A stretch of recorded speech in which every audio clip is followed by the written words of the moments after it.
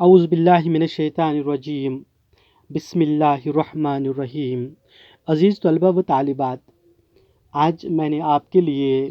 جس سبق کا انتخاب کیا ہے وہ دراصل مجتبیٰ حسین کا تحریر کردہ سفر نامہ جاپان چلو سے ماخوذ ہے، یعنی یونیسکو کی چھتری۔ اور اس حصے میں مصنف نے یعنی مجتبیٰ حسین نے جن خیالات کا اظہار کیا ہے، جو باتیں بتائی ہے، ان کا خلاصہ کچھ اس طرح سے ہے۔ جاپان پہنچتے ہی مصنف دوسرے روز اپنی بیوی کو لکھتے ہیں کہ وہ ہمیں دوسرے روز ہی مل گئی، لیکن وہ کون ہے اس کی وضاحت وہ نہیں کرتے ہیں اپنے خط میں۔ دیکھنے میں کچھ خاص نہیں، پھر بھی اچھی ہے، اب اسی کے رفاقت میں ٹوکیو کے شب و روز گزارنے ہوں گے۔ یہ خط جب ان کی بیوی کو ملتا ہے تو وہ کا مطلب یعنی ان کی بیوی جو ہے وہ کا مطلب کچھ اور سمجھتی ہے۔ انہیں لگتا ہے کہ انہیں ٹوکیو میں جو ملی وہ ایک عورت ہے، ابھی اس عورت کے ساتھ رہیں گے وغیرہ وغیرہ۔ تو میرے پیارے بچوں، یہ جب ان ایسے خیالات سوچتی ہے تو یہ رات کے قریباً 1:30 بجے اپنے شوہر کو فون کرتی ہے، تو انہیں بہت ہی برا بھلا کہتی ہے اور یہی کہتی ہے کہ میں آپ کے جاپان جانے کی مخالفت کرتی تھی، کیونکہ میں جانتی ہوں کہ مرد حضرات کس طبیعت کے ہوتے ہیں کہ رسی جل جاتی ہے پر بل نہیں جاتا۔ میں آپ کی یہی وجہ ہے کہ میں آپ کے جاپان جانے کی مخالف تھی۔ تو ان کے جو شوہر ہے وہ انہیں بار بار یہ بات سمجھانے کی کوشش کرتے ہیں کہ وہ کا مطلب انہوں نے جو سمجھ لیا ہے اصل میں ایسی بات نہیں ہے، بلکہ وہ جو ہے یہ ایک چھتری ہے جو انہیں سیمینار میں ملی۔ ابتدائی جب میٹنگ تھی اس سیمینار میں انہیں یہ چھتری ملی جو یونیسکو کی ملکیت ہے۔ تو اس بات پہ ان کی بیوی کہتی ہے کہ یہ چھتری شادی شدہ ہے یا غیر شادی شدہ ہے۔ تو مصنف کہتے ہیں بلا چھتریوں کی بھی شادی ہوتی ہیں۔ تو اس پر واپس بیوی کہتی ہے کہ اچھا مطلب اس کا مطلب یہ ہوا شادی شدہ نہیں ہے۔ تو اس طرح سے ہم دیکھتے ہیں کہ طنز و ظرافت کا ایک حسین منظر یہاں پر دیکھنے کو ملتا ہے جو مجتبیٰ حسین نے ہمارے سامنے رکھا ہے۔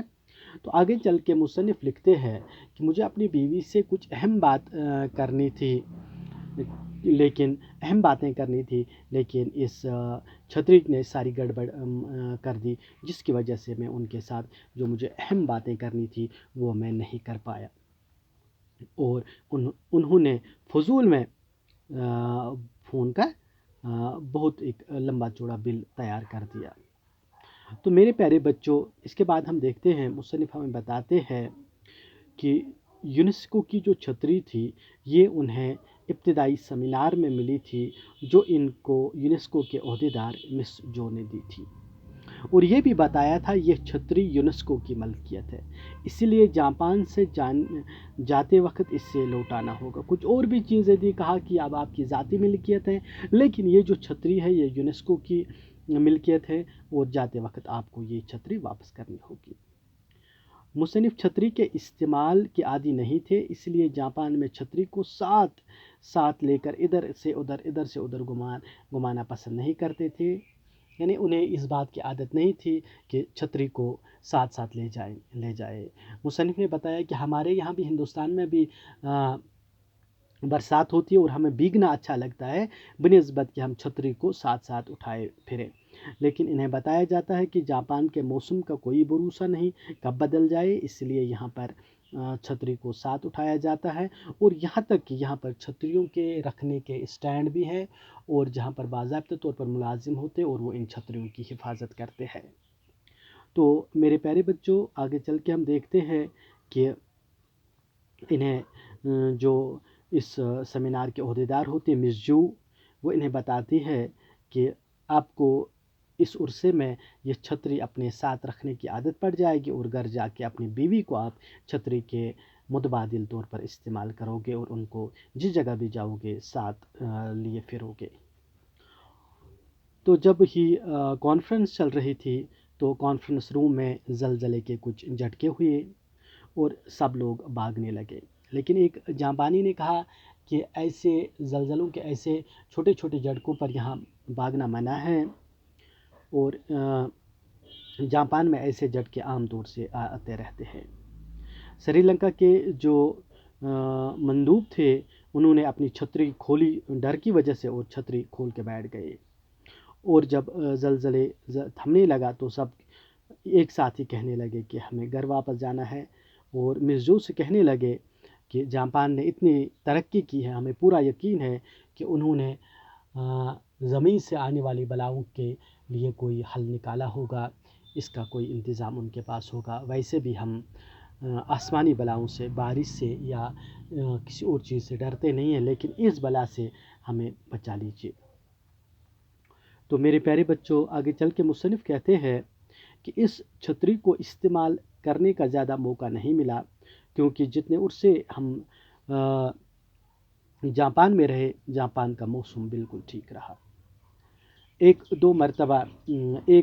مرتبہ بوندا باندی ہوئی تو صرف زیادہ سے زیادہ 1 سے 2 منٹ تک رہی، تو جب کھولنے کی ضرورت محسوس ہوئی تو ہم کھول نہیں پائے۔ ایک جاپانی کی مدد سے چھتری کھلوائی، اور دوسرے جاپانی کی مدد سے اس چھتری کو بند کروایا۔